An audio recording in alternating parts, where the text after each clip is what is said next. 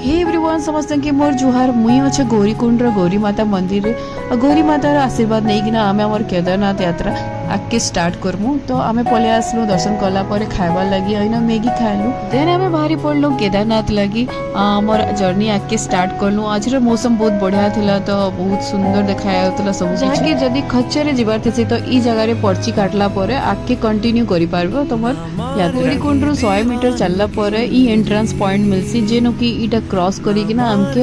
आगे बढ़वार लगी पड़सी तो आमे भी इटा क्रॉस करिकिना आगे बढ़ी गलु आ बहुत सुंदर देखा व्यू इनके टिके रास्ता बढ़ला ग्लेशियर बरफ पहाड़ देखा जेनो कि केदारनाथ बाबा अच्छा 2-3 किलोमीटर चला बहुत थका लागला तो गोटे जगह बसी पड़लु रेस्ट करलु टिके